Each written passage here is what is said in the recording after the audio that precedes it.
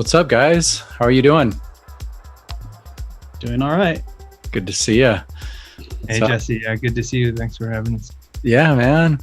Well, I just wanted to chat. I mean, it's been a crazy year. 2020 has been a long 3 years, is my current joke with people. And I just wanted to connect and kind of see how you guys are doing.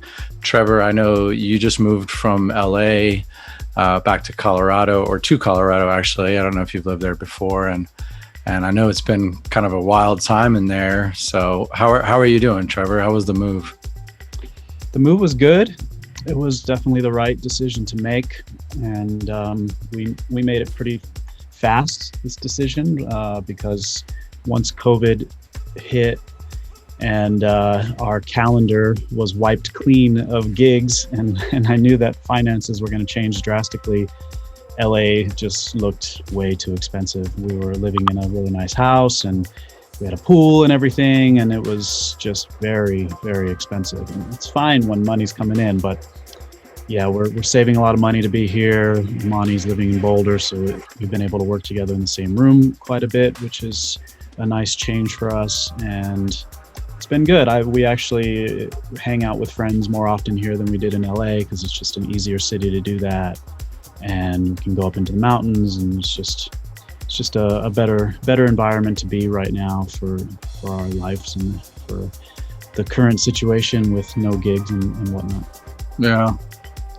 What about you, Amani? I know there was some scary moments last week. How is everything over there?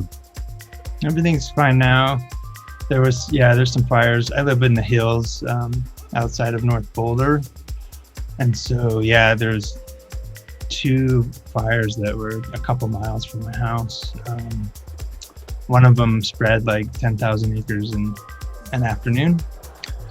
And so I was on evacuation alert for several days. I wasn't sure if it was going to come down to my neighborhood, so I ended up spending 2 days just packing everything up just in case, at least my valuables and equipment. And but everything's all good now. We got a huge snowstorm on Sunday, and that's pretty much taking care of these 2 fires. There's other fires in Colorado that are pretty bad still, even with the snow. But everything's good here. I've been here for 3 years, and really, it was quite a blessing to be living here in the woods when COVID hit, and spent a lot of time outside and hiking, getting my vitamin D. Absolutely. It makes a big difference in your mood and your physical health. It's been great having Treavor here. Obviously working in the same room is a luxury for us, and but also the streaming has made it so we can play together, which we really enjoyed. So we've been streaming over at his house. Yeah, that's been really fun. Yeah, I've enjoyed the Beyond Borders series. You guys have put a lot of love. Well, we all have, but you guys really have put a lot of love and intention into that. So, that last one, I got to say my favorite set, I guess, for the night was Yuon's set out on his property in Australia. I mean, everybody's music was amazing, but the way that was filmed and put together, I was like, dang, that is so cool. That was super good. He's really lucky to live there. Gosh. Be able to set up and film there and everything. It's just amazing. Does he play a lot of those guitar parts? Is that his stuff? Do you know? I don't know. I haven't asked him about that. He has a lot of his that. He really loves the Southwest, shootout Western movie, kind of good, bad, and the ugly vibe, and we really like that too. and so actually it was really fun to do that remix exchange with him, because we obviously coming from the Southwest ourselves, and just having that as such a part of our culture it's really cool to find somebody in Australia that's all about that too. But I mean, when you've been to Australia, it makes sense because they have that vibe there as well. Yeah. That sort of country energy. No doubt. Yeah, I mean, speaking of that, you've just finished the Breath Reimagined remix series, 3 volumes. I can't say enough of how proud I am of that series, because you guys have been able to put really 3 different versions, 3 different styles, takes on that album, and just the people that you enrolled to do the remixing really covers a span of such an amazing breadth of electronic music remixers. So my personal story was hearing you guys play some of those remixes at the Fillmore and just being blown away how well they worked live, and being able to the dynamics of going from 70 to 85 to 100, 120, 130 BPM, and just having that range, but still having the cohesive sound motif that you had from the album. That was really cool. Do you have any favorite remixes or moments from that? It's hard to pick the favorites because each one has so many interesting takes, and we're really impressed with all of the remixes. And I think each volume plays to a different moment. So if we were playing in a Burning Man during the afternoon, there's a certain sound that we would put in there, but then if we're playing it like more of a dance party, we have that, and kind of the chill out ones as well. And it's just interesting to see the different perspectives that each type of artist puts into the remix and how different they were. There's really not much similarity between volume 1, 2, and 3 as far as the ideas that they came up with. Like volume 1 has a certain sound, but even in that you don't hear a lot of similarity between the artists of the ideas that they brought out with the remix elements. So yeah, it's definitely very wide ranging and really fun and a lot of work. And I'm glad that we got all of them out there and didn't wait. I know a lot of people are hesitant to release music right now. I've heard that from a lot of musicians, and you see some labels kind of holding back. And I'm glad that we just decided to do it and keep pushing forward and get them out now. And a lot of people have expressed how the albums and the streaming and stuff are really something that they needed right now, because when the world is in a bad place, and I hate to even say bad place, but it's a difficult time for a lot of people, and that's when people want music and art and fun and anything that is a break from what's happening. Yeah. Amani? Yeah, no, it's really good to have the 3 volumes complete now. And this was something Treavor and I envisioned when we were working on the original album, while we were working on those tracks, because with The Great Mystery we had 2 remix volumes. So we envisioned taking these original songs and giving them to these different genres of producers as we were working on the music, which allowed us just to kind of have a different focus with the album. There's a lot of studio recordings and organic vocals and a lot of space, and so that was a really fun album to work with, knowing that these remix projects were part of it. It's all one big vision for us. So yeah, it feels good that now the vision is complete for us and out there. Absolutely. I think one thing that's cool about it is that it gave you guys additional dynamics for your sets, like what Trevor is saying. But even, especially for me at that Fillmore set, like you were going just a whole wide range of, anywhere from, hard hitting bass music to, straight ahead house music. That's really cool, but it all sounds like Desert Dwellers. And I think that's a really fun thing to experience. I'm sure that's fun for you guys to play those out too. Definitely. I think, without the remixes, it would be really hard to keep our sets feeling fresh, because we can only make so much music ourselves, and we don't have, we only have so much time. So especially when all of a sudden everything is streaming. It's one thing when you're traveling and you're playing for a different crowd every weekend. You can play a similar set for quite a while in that situation without, without the crowd feeling like you're on repeat. But once you start streaming and a lot of the same people are tuning in and stuff, it's, you know, without the remixes, we would start to get a little bit stagnant. And so the remixes really help us keep the sets fresh, and we can arrange sets in different ways and stuff. And then when we introduce older music, it feels fresh again. So it really helps us move forward with our sets and have that feeling of it being new and exciting. And also we get 4 albums out of 1. So, you know, it takes us a long time to make an album. Obviously, Breath with over 20 musicians and just so many things, and us traveling all the time while we're making it and everything. It took a really long time to get that album done, and it took a really long time to get The Great Mystery done. You know, we're not those kind of producers that get in the studio and bust out 5 tracks in 5 days. You know, it's just not who we are. And so it's nice to release an album and know that we're going to have 3 more full albums coming out in the 2 years following it. That keeps us with people's attention, you know, keeps us fresh in people's minds and active without having to have a whole other new album done in that period of time.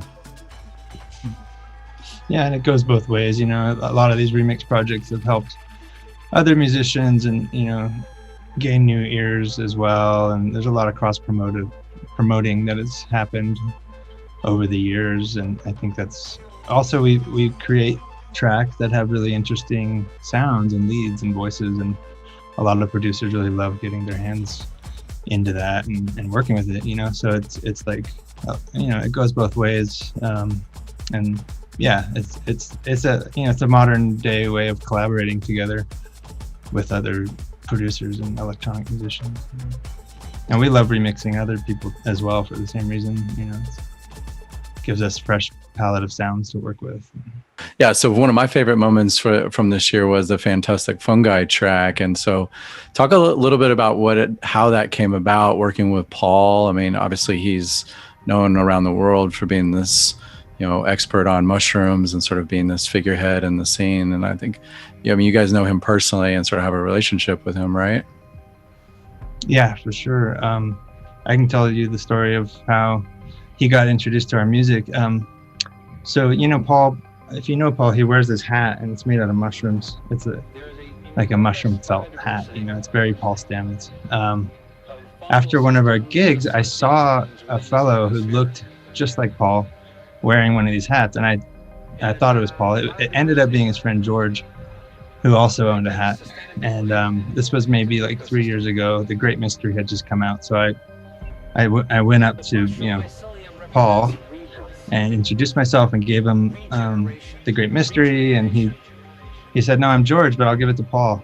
And so he did that. And then, you know, years went by, and then we got a message from Paul through his partner Pam, and she wanted to have us play music for his birthday party up in British Columbia at his cabin, and he was just inviting like a few, you know, key friends in the Mycoverse.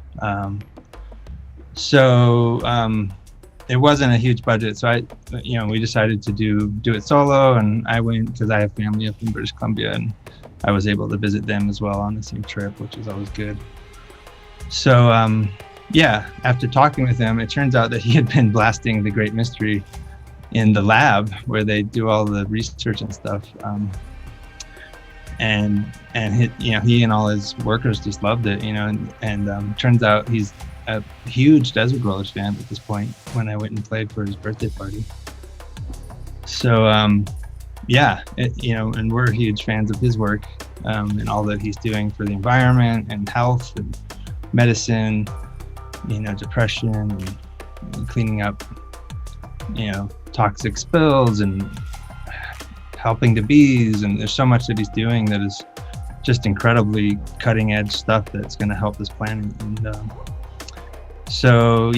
that was how we met. I went up there and played for him, and then we became buddies over text, and Treavor and I wanted to work on a track, with his spoken word. So he sent us some stuff from the movie, from Fantastic Fungi, and that was about 10 months ago, and we worked on that track in January, and right before COVID hit, and it became part of the compilation series that they put out that's associated with the movie.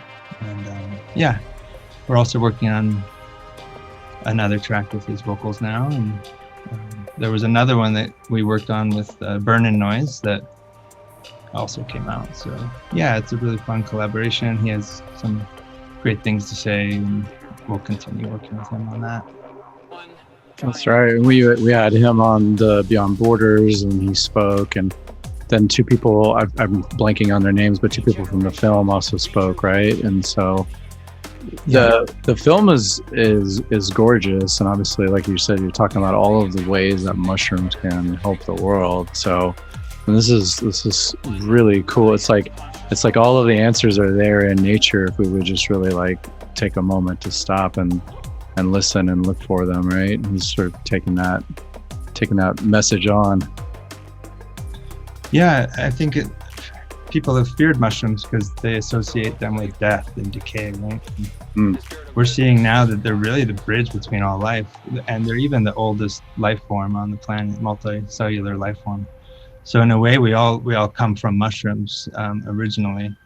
So, I mean, they're everywhere. Everywhere you step is mushrooms, and you know, it's no accident that there's a receptor in our brain that, you know, fits perfectly with magic mushrooms, you know. And you know, there's people like the McKenna brothers that have theories that it's, you know, psychedelic mushrooms are the reason why we develop language and culture and art through the synthesia of the experience. I've heard that. Yeah, makes sense to me. So yeah, they're a fascinating, you know, entity in nature, and when we use them, we can use them to you know, rebuild the environments, and yeah, there's so many ways we can utilize them. Saving the bees is a big one, you know? So yeah, if you haven't seen the movie, watch the movie. Fantastic Fungi. Yeah, I'll add a link. What are they doing with the bees? I'm actually not familiar with that. So Paul noticed that these bees were like cruising by his mushrooms and then going back to the hive. And so he realized they were taking the spores in, and I think it's reishi mushrooms that actually protect their immune systems from viruses, from bee viruses. So that's helping them be stronger and keeping colony collapse from happening. Wow. Yeah. Wow. Yeah. I mean, without bees, we're basically done, right? We won't be able to grow our food, and nothing will pollinate. So the Japanese are making little robot bees, but yeah, we got to save the bees. Well, hopefully we don't have to get to that. and that reminds me, you were recently working with Parangi on a project. I know, I don't know how much you can talk about that, but I mean, that's sort of a related situation. What can you tell us about that? Yeah, Parangi was just here. We thought about canceling because of the fires, but he came anyways. And we were, you know, on edge the entire session until it snowed. But we just finished an hour-long music of journey music that's very specifically designed to take people into these states in a clinical setting, especially with what's available right now, which is ketamine. And so, yeah, the whole hour of music is designed to take someone through a clinical healing session to treat depression and PTSD.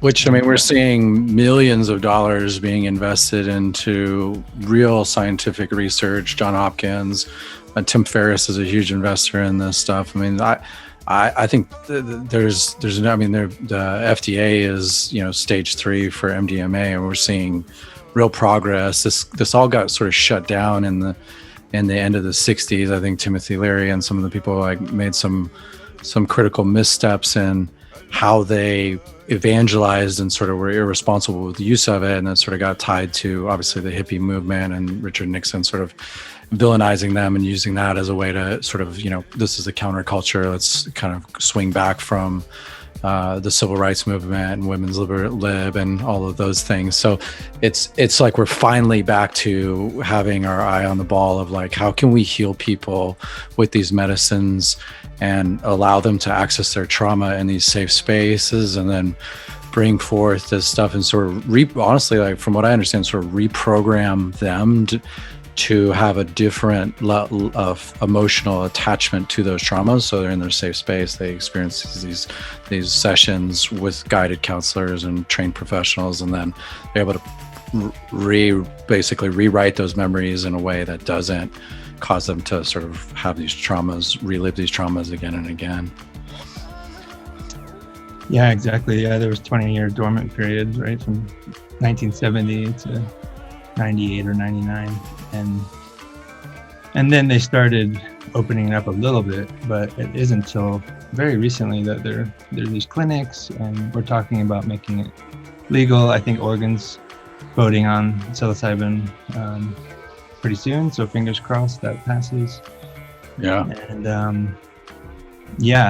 there's ways to utilize these tools in a safe setting to really create long-lasting reprogramming and recontextualization of trauma to make people's lives better. So there's no reason why we shouldn't be using these tools. And there's a lot of people realizing this. And the biggest pushback is big pharma, because they want to sell something they can keep selling over and over again. Yeah. You can't, if you're going to heal something in 4 sessions, that's not a very good business model. Yeah. But we need to get over that, because there's a lot of trauma, especially this year. Right. I know. I mean, This kind of stuff is going to be more and more important as we move forward. I wonder if Barack Obama's ever done mushrooms. I know he said he smoked weed, but probably. I mean, yeah, you said 2020. I mean, we've got politics in full swing. What's today? Today we're recording this October 27th. We've got, November 3rd is the United States election, and it seems like we're maybe gonna have a good, a decent election, maybe some new people, but yeah, we've definitely, as a country, we have some healing to do. George Floyd, all these things is we're not really addressing these problems in a healthy way. It doesn't seem like our government or politics. I say politics are injected into every issue. Like, how is wearing a mask a political issue? It's just a good thing to do as a human. Yeah, the country's really divided. It's crazy. I mean, I don't think that anybody that I know was ever big on our status quo government as it was, and then somehow Trump comes in and makes it even worse. It's like, now we want to have our status quo government back because we feel like we can stand up and fight against their problems and their ills more than we can of this, sort of far right-wing style of government that Trump brings, with the aggression and the violence and just the religious fundamentalist sort of rules and things they want to put on the country through the courts and stuff like that. It's really just this kind of like anti-freedom thing that right-wing politics really represents, even when they say that they're the freedom fighters and the patriots, and they claim all these things, but actually they're quite the opposite. And I think that, yeah, it's been a real battle. It's really crazy to be on social media these days and see people that you thought were real, peace-loving, hippie types or whatever, pushing sort of right-wing ideologies and stuff, and even if they don't understand it sometimes. But yeah, I really hope that we get rid of Trump. I think psychologically it would be really devastating if he gets reelected for a lot of people. Yeah. And policy-wise would be really bad. It already is really bad with the Supreme Court situation and all that. And it's just like anytime this country seems to make some progress, we get these people that come in and want to take us right back to the 1950s or something, and it's just not acceptable. So yeah, it's interesting time. I really hope that we get Joe Biden, which is odd for me to say because obviously he wasn't my choice in the primaries, and I don't think he was the choice of a lot of people I know. But certainly, like I said, I feel like we already had like a situation where we didn't really have a lot of trust in our government. We didn't really, none of us were like big fans of the media and our government before Trump came around. It's not like we were like in love with them or something.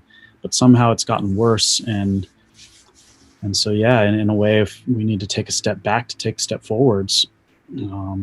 So we shall see. We're 5 days out now, 6 days out or something. It's super close. I'm taking my ballot over to the place either later today or tomorrow first thing. Yeah, it's actually pretty easy to vote in Colorado, right? Like in Texas, it's not.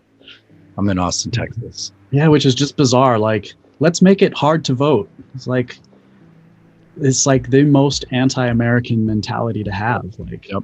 Let's make it hard to vote. But that's how this country, has always been. Yep. We have a constitution and we've failed to live up to it most of the time.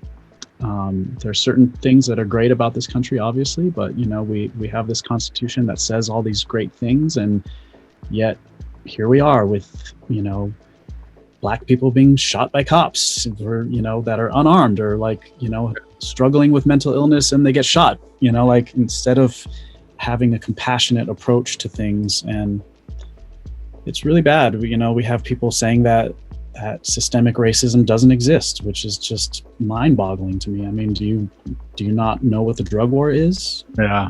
And it's my favorite thing to say about bad housing policies, about so many things. I mean, there's so many things. You're just like, what are you talking about? Like how could you even say that? Like, it's just so maddening. I had an argument with a friend of mine about systemic racism, and he said that it didn't exist. And so I started with, okay, what can we agree upon? And I said, okay, we can agree upon that there was slavery in America. He was like, yes. The guy said, so black people got the right to vote, at this point, right? And say, yeah, okay, so then there was segregation, and then they were able to go to school with the same schools and sit at the lunch counters. And I said, so at what point, what was the date when everything got equal and everything was leveled for them? Can you point at that on the calendar? And he actually said, you know what, you're right. I see your point. It's like those were like, they had to fight to be able to vote, to be able to sit at the same counter. It's like, come on. So I don't know. Sometimes you can make a logical argument when people listen. The other thing I wanted to say that you mentioned was like, we take a step forward and then we take a step back as we just went through this pivotal moment, this watershed moment with Barack Obama, people, gay rights, people being able to get married. That sort of mirrors, and electronic music sort of mirrors what happened in the 60s with rock music, women's libs, civil liberties, maybe John F. Kennedy, the Vietnam War. And then we had Richard Nixon, who was probably next to Trump, the most crooked, horrible president we've had to done the most damage to our country. And it's probably Trump. And so it is like this cycle, right? People got really afraid. You're taking away my freedoms because other people are getting them, like it's a zero-sum game. And so I have faith in this country. I have faith in people that we will see our way through it. I look at it as like the slow, extremely slow and painful evolution of human consciousness. Yeah, it does seem to be at a snail's pace sometimes. It's really hard. Like I saw somebody shared an article with me from the Atlantic, actually, which is definitely a left-leaning site, and it was talking about how a lot of people on the left accuse or call Trump a fascist, and people that support him supporting fascism and stuff, and how we've lost sight of what fascism actually is, because China is doing all these really horrible things, and what's happening in Hong Kong, and now that is fascism, and how they're passing laws and this and that. And I came back to Martin Luther King's last speech, where he said, I don't know the exact words, but he talked about how he can understand how in China they don't have the same freedoms and stuff, because they don't have our constitution. They don't have the words that say that all men are created equal. They don't have the words that say we have freedom of religion. They don't have the words that say we have the right to bear arms. They don't have the words that say we're right to assembly. All these things that our constitution says, they don't have that. So why are we comparing ourselves to China? The Chinese government is horrible what they're doing. Like, we should be working to be the exact opposite of that authoritarian, absolute control over everybody's lives, and what they're doing to the Muslims there, and everything that they do is just absolutely awful. Why are we comparing ourselves to that? Like, we're saying, oh, well, we're better than China. Like, what the hell is that? Like, leaning towards this sort of anti-freedom, let's put all these religious, laws over the country, and kind of, take away, let's take away the rights of gays to be married, and let's take away the right to abortion, and let's take away, all these things. And I'm just like, no, that is like the opposite of what our Constitution says. Like, we are supposed to be free people. We're supposed to treat each other and be equal, and we don't act this way. And so, yeah, I kind of found the article to be a bit, it was saying something that was true, but also at the same time, like, why are we comparing ourselves to an authoritarian monster of China? Yeah, I think the other thing is that, like, and I think we're really seeing this with COVID, is our idea of individualism and freedom above the importance of the society or the whole. And you see that spectrum across the world and how it plays out. America's really far on the individual and the freedoms. Like you said, I mean, there are attacks on that, but on a whole, is like, we as Americans kind of grow up thinking like my freedom is the sort of the paramount. And I think we're seeing that clash with COVID, and seeing as like, look, you need to wear a mask. Like, this is not a like, if you feel like it kind of thing. This is like or stay home, it's not an attack on you. I think people are confused of what freedom means in that point. Like, how is wearing a mask at a supermarket, or when you're inside in a public place, because that's when we're told to wear a mask. Mm-hmm. Nobody's saying wear a mask when you're in your bedroom, wear a mask when you're cooking dinner, wear a mask when you're taking a walk in the park. And I mean, okay, maybe if you like are at the park and all of a sudden there's a bunch of people that are very close by, wear a mask. That's going to be what, 10 minutes of your life? Like, you're going to go to the store for what, an hour max? I mean, if you're taking more than an hour to do your food shopping, maybe you need to make a list, because like, we're not being asked to wear masks at every moment of our life. It's like only when we're in public. And how stupid is it for people to say, my freedom's being taken away because of that? I mean, to me, that just shows like some sort of bizarre, either ignorance or just kind of a ego trip of like, you're not taking away my freedom, I'm not going to wear a mask kind of thing. Like, it's some sort of I'm badass, tough, and that's like the Trump persona, right? Is like the strong man thing. But at the same time, these people are so incredibly sensitive. Yeah. Like, you can't ask Trump a tough question in a debate without him crying and freaking out about it. Like, you're the president, dude. What the hell are you talking about? Your job to take hard. And I think that mentality bleeds down into our society of, I ain't wearing no mask kind of thing. You're not taking away my freedom. And it's like, that is just so dumb. Like, who's taking away your freedom? Like, nobody. It's just, it's really stupid.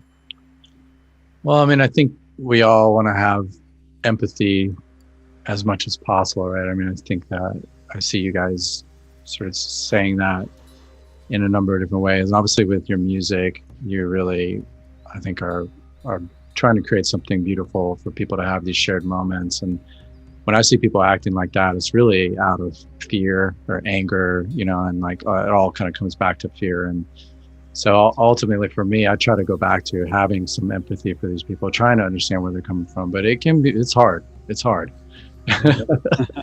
It's work, you got to do the work. Yeah, I mean, social media is a whole nother thing. It's sort of this like, I don't know if you guys have seen the social, what is the movie? Blanking on that. Social Dilemma. Yeah, the social dilemma. I mean, this is a thing we're going to have to get a handle on in society, because it's like there's, I don't know, the Pandora's box is open, and so many crazy things are being said and believed and shared, and there's no like critical thinking there around I heard it on Facebook, so it must be true. It is accelerating at a crazy pace. So I really it's horrible. It's horrible. Concerning. I was telling my girlfriend the other day that social media, like the real big problem in it is that as humans, we're not psychic. We don't read each other's minds. I mean, there's some people that say they do, and maybe they do, maybe they don't. But in general, we don't read each other's minds. Like you could be thinking about something right now, and I have no idea what you're thinking. It's your own personal little voice in your head that you're allowed to have that, I can't understand and don't know what it's saying. But with social media, all of a sudden, everyone is putting up what they're thinking and what they're saying. And so it's like we're getting a glimpse into everyone's inner voice, and it's driving us nuts. It's like we're not meant to see into everybody's minds like this. And everybody having a voice all of a sudden can just write out what they're thinking, and you just get all this stuff, and it's just too much. And that to me is just this huge problem of social media. It's like all of a sudden we can hear all the voices in everybody's minds, and it's driving us fucking nuts.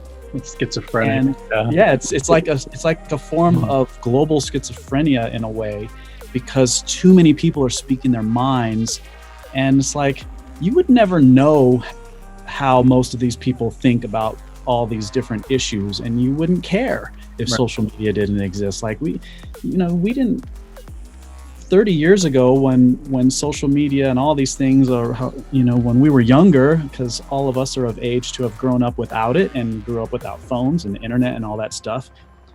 We didn't know what our neighbors thought about most things. I mean, we didn't know what most people really thought. And at least we didn't have their opinions in our face all the time and all these things. And we didn't have the problems that come with that we're dealing with right now. So it's a new set of problems that we have to deal with.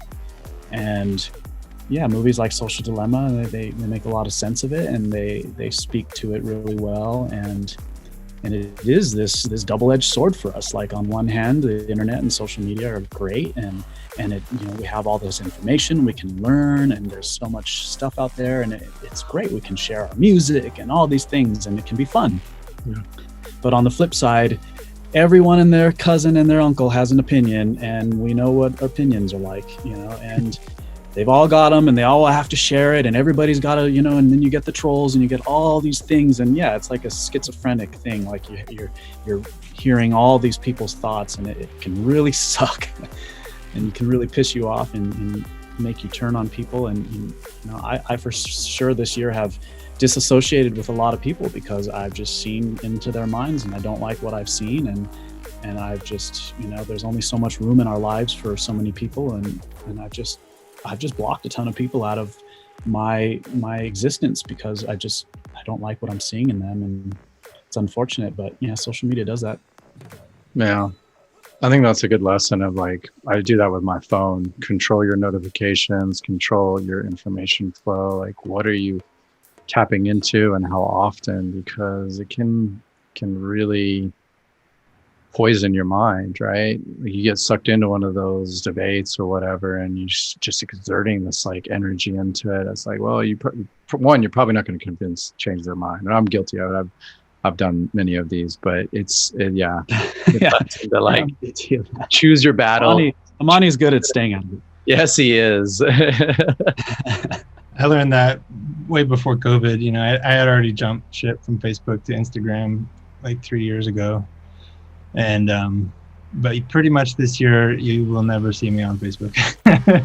It's just, I mean, you hit it on the head. It poisons your own mind, you know, and you're not going to change their minds. And there's so much fighting and bickering and what Treavor was saying, you know, just schizophrenia, you know. And I'm really wanting to take care of my own mind, and that's why I'm a meditator. Like, I've been meditating for 25 years, you know, and I just see what social media does when I'm on it, you know, to my mind, and it's clear that it's not healthy. Yeah. Yeah, I mean, someone that like Treavor said, it's a great tool. It's a great tool to connect and share things and see what your friends are up to. So it's a double-edged sword for sure. Right. Astra, you know, like Justin Beretta, he puts out on Instagram. Well, and I think on Facebook too, but even Twitter, like he puts out some really thoughtful posts and basically his musings on creativity. But I don't see him like, you know, responding and retweeting and being on there a lot. So it's like great, you know, great. He's putting something out there to share with the world and make something creative and connect with people. But then pulling away from it to disconnect and you know, allow his own creative process. Always hear that advice from people about, if you want to sit down and write or make music, turn off your phone, turn off your Wi-Fi. Like, just don't get pulled into those things, because they are the antithesis to being in a creative mindset and you know, being in that flow state where you're truly connected with yourself or source or whatever you want to call it, and making something that takes more than 10 seconds to think about. You know, making a beautiful song, you got to really sit down and hone in on it. Yeah, I agree with that a lot, especially when I'm in the studio. I have a studio that's detached from my house, so I have two rules. I leave my phone in the studio before I go to bed, and that way I'm not hopping on my phone first thing, and I can, you know, do my morning, and then when I make music, I leave the phone in the house. Yeah. And then that way I'm not, you know, checking things, and because it's impulsive, you know, it's this weird habit forming thing. Even Instagram or email or anything, it's like we just want to check it. So just putting the phone somewhere else when I want to carve out time away from that is important. I also don't have any notifications on my phone as well. I deleted Facebook from my phone. So. There you go. Yeah, I mean, if you look at I'll get there in 2025, I think. Come on, Treavor. You can do it. I mean, I have it. I kind of feel like as one, you know, building websites, working with, you know, some management clients and doing, you know, running the label, I feel like I need to know what's happening there, or sort of understand, so that I can be in the conversation. But yeah, turning off the notifications. I am bad about waking up and looking at the phone. That's a good idea. I hear that advice of like, put the phone in another room so that you can just go to sleep. Yeah. Mm-hmm. Yeah, that's a tough one. It's a tough one for I think me my too, the biggest thing that I did that helped me was I don't post anything on my own pages that are controversial or political or anything like that anymore. My page, my posts are about music, funny videos, my cats, my girlfriend, stuff like that, and that keeps my own little bubble of social media positive. And the main things about that too was, first of all, political posts were getting like way more energy and people interacting with them than music posts, and that was discouraging me. And making me feel like people weren't supporting my music, and I don't want to feel that. And then also like just friends ending up fighting with each other, and you know, friends saying shitty things to me, even just misunderstanding what I'm saying or something, and instead of asking me what I'm saying, just immediately jumping to, you know, whatever, saying bad things. And it just was so negative. And once I stopped that on my page, it became much more tolerable and much more fun and positive. But I still do get involved in some harsh discussions on other people's posts, and sometimes I feel like it's a good thing to do, and other times I feel like it's absolutely not helpful at all. So it's kind of goes both ways. Yeah. Well, let's hope for the best. Work for it. Yeah, I think those are personal responsibilities. Taking personal responsibility for your own digital consumption, I think, is the lesson there for sure. Well, man, I'm excited. I think you guys have some gigs coming up. I think we just kind of putting together some Colorado dates, so it feels like maybe, fingers crossed, things are coming back. I want to, share with people like how responsible you guys have been, not taking gigs, saying no to some things that have come up, and really trying to do your part to, do what the CDC and everyone else is suggesting, is like not mess around with this stuff. And but it's been hard. It's been a hard year. And I mean, just for anybody listening, like who obviously, I'm sure we all know, but it's been musicians and everyone in the music industry has been hit so hard. Thankfully for you guys, you've been able to make it through it. But I think we're going to see some really, really sad stuff happening. We're starting to see some of the independent venues close. Hopefully we can, I think we're seeing some of the festivals not come back even next year. So it's scary. So everybody do your part, wear your mask. Let's be smart about what shows you go to so that we don't end up back in timeout.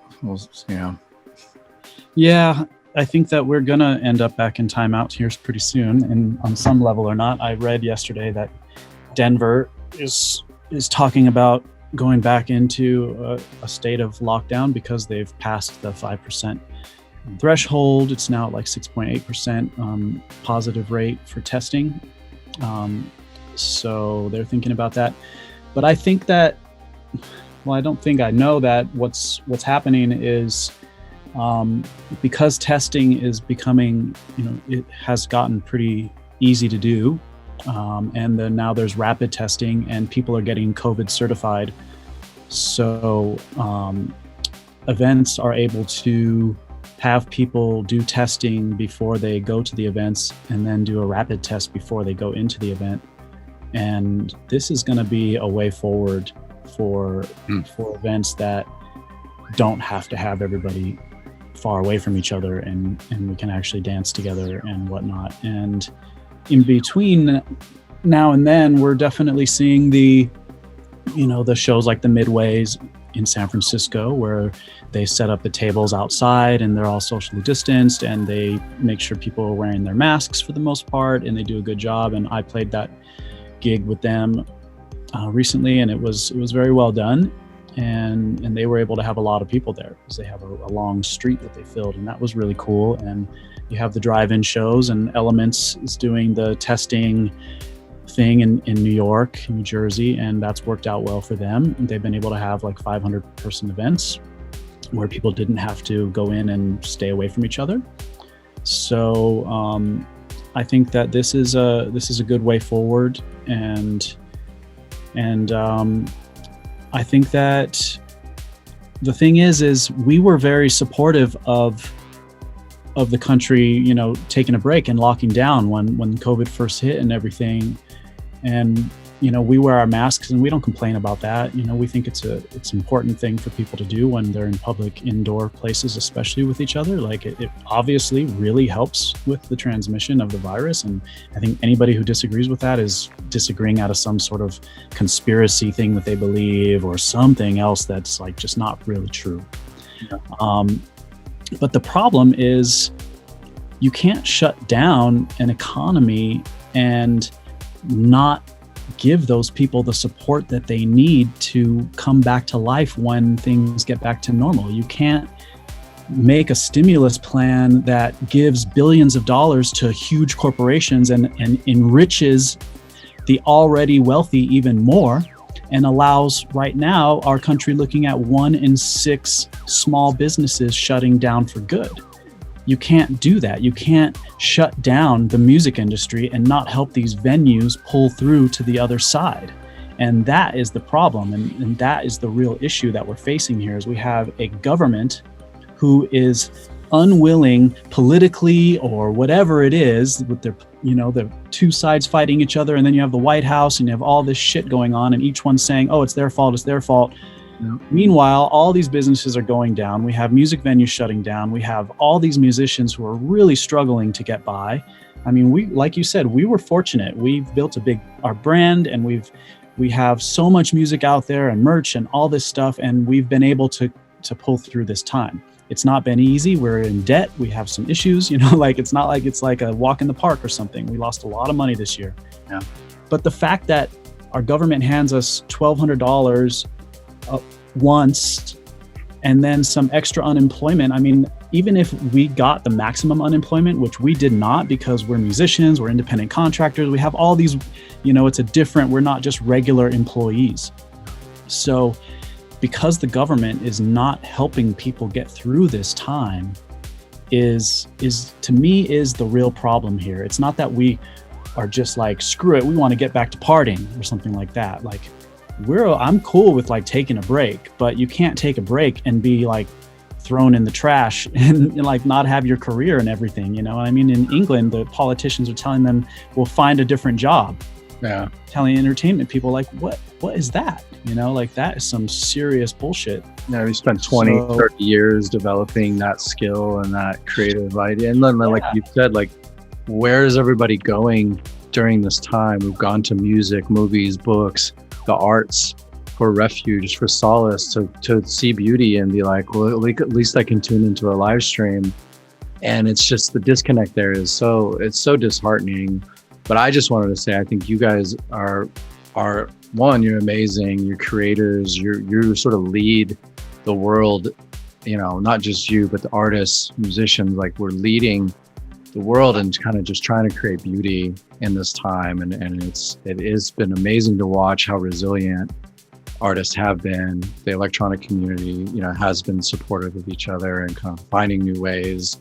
There is some, silver linings in this, but you're right. It's been very frustrating to watch people play politics with people's lives and careers. And we'll see probably there's sort of these every 2 years, I see it sort of a batch of new artists and waves of new people come into the scene. I think we're going to not see some of that happen for 1 to 2 years. Like people are not going to go into wanting to make electronic music or wanting to work at a venue or be a lighting person because there wasn't any opportunity there. So it's going to be troubling. Yeah, there's going to be a recovery time for sure. It's going to take a while to get through this, even when gigs come back full swing, which who knows when that happens. It's going to be a tough recovery, but I mean, this is what we do.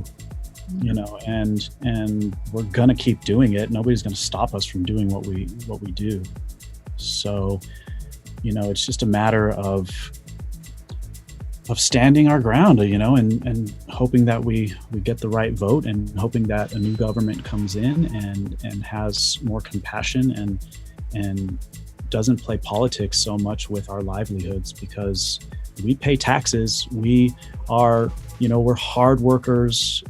Whether people agree with us and our politics or whatever, we're just as American as the rest. And, we can't have a government that's like, your state didn't vote for me, so I'm not going to help you. Or, this entire thing, like this stuff is really petty. It's childish and it just can't go on. It's so stupid. Yeah.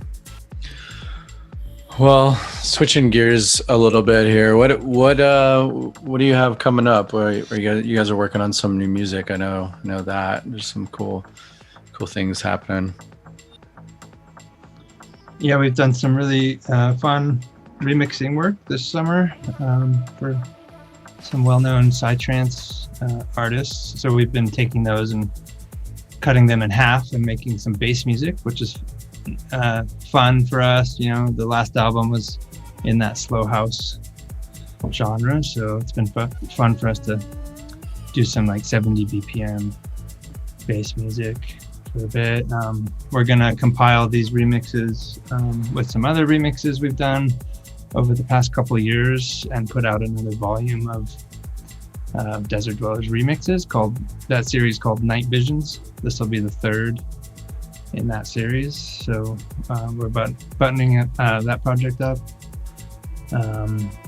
We have a couple up-tempo dance tracks that were actually original tracks that Treavor and I made like 20 years ago, and kind of bringing those back to life and getting some remixes done of those. Those will come out on Trevor's label, Dreaming Awake Records.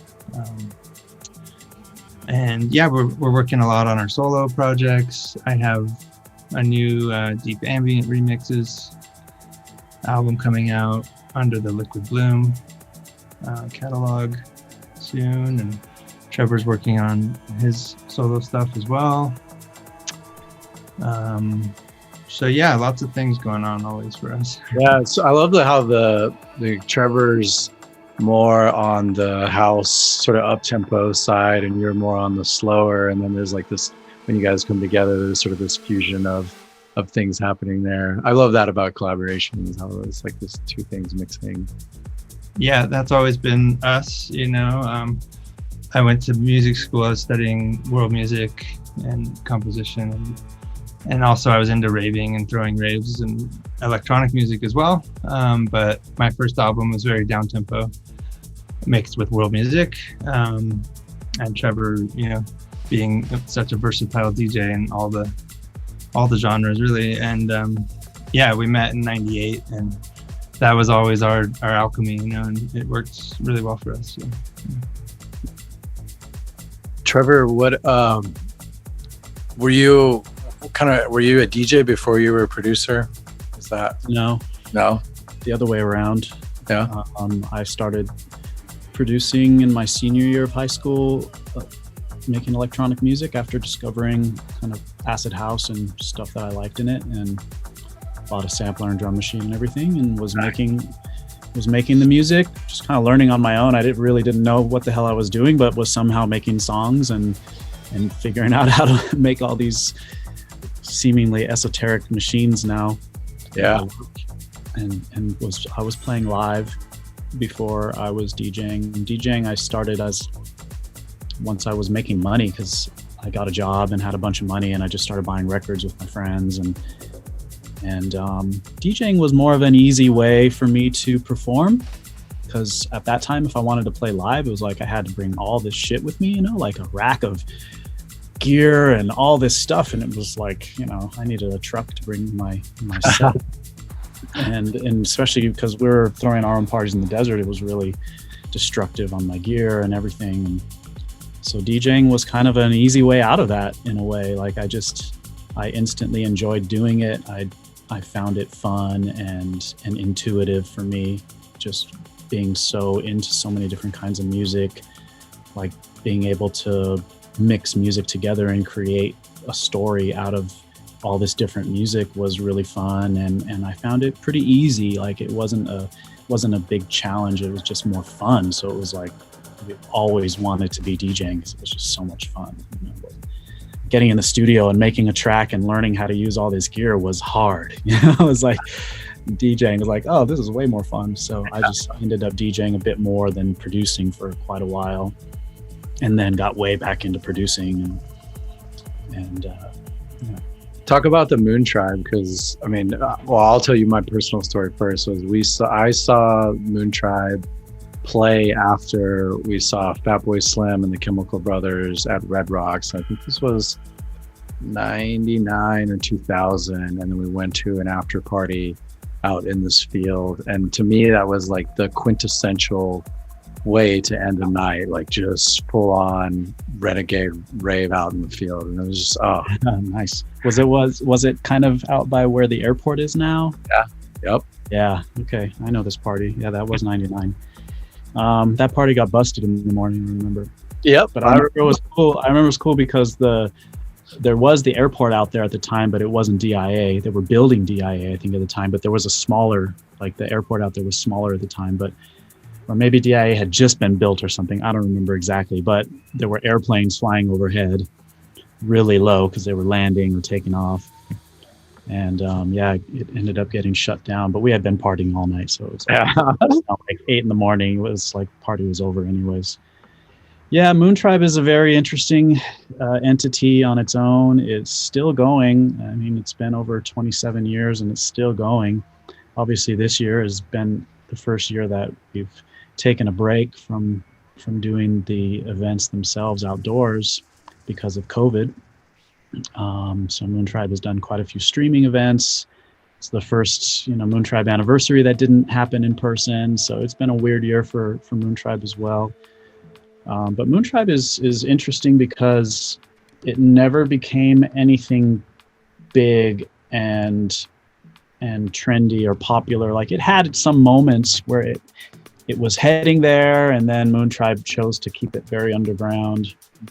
But yeah, the whole thing about Moontribe is that it's not a public event. It's not advertised. There's no event page for it on Facebook. There are a group page and a fan page, but the info about the gatherings themselves, there's never there. If somebody were to post info about the gathering there, they would be banned from the page for sure. And actually, Moontribe turns off its social media pages for the couple days before events and a couple days after, so that people aren't allowed to post. So it's like some random doesn't go on there and post directions or something like that. So it is this kind of truly underground thing, which is unique in our day and age.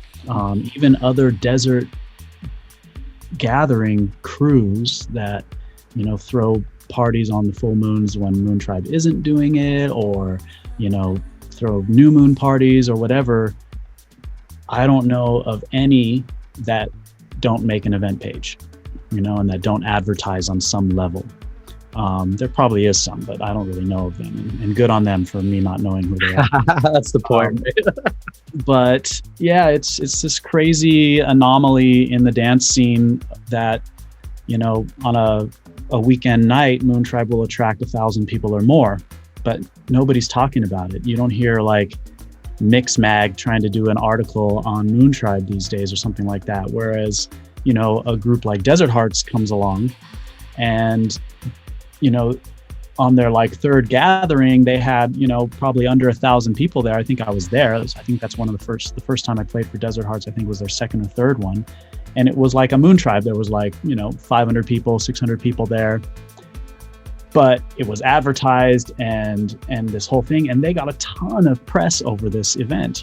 People were talking about it nonstop, and it was because it was out in the open, and they were doing, and it seemed like a new thing, and I'm friends with them. I'm not saying anything negative about them. They're awesome, but it just goes to show that we've been having these events that are totally underground for 27 years, and nobody really talks about it. It doesn't get press, it doesn't get hype, it doesn't get, it's very rare that we get interviewed for something or anything like that. And so that's kind of a good thing and a bad thing. It's kind of like there's these great DJs that get almost no love and attention from the main dance music scene, but at the same time, Moontribe parties probably wouldn't exist if they had become too big and too hyped up, and it probably would have died long ago if that had happened. So it's an interesting phenomenon that it's kind of unique. I don't really know of any other groups that have been going on for that long that are truly underground and run the operation like Moontribe does. Love it. Yeah, real underground parties. We had those in Austin where you would get a map point, and you'd have to go get the map.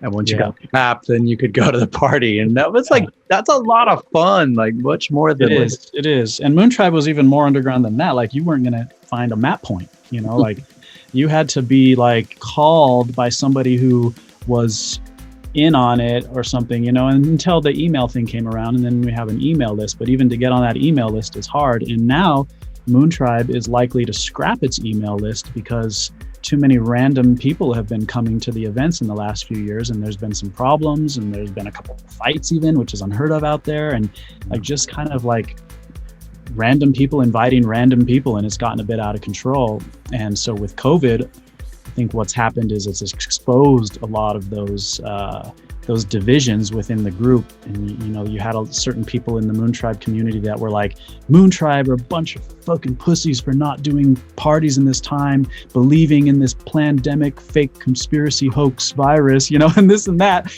And we're like, okay, we're gonna remove those people from the email list. It's like, so there's been a lot of, it's sort of like a cleansing period for that community as well. So I think that when Moontribe is able to gather again, the events are going to be smaller and look a lot different, and kind of get more back to its roots and be more word of mouth.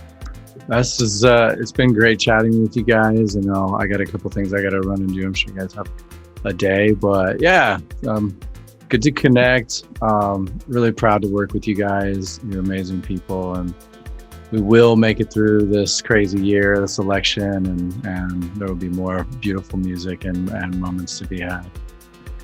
Right on. Thanks, Jesse. Yeah, thanks, Jesse. Have a good day. Have a great day. Bye, guys. Take care, everyone.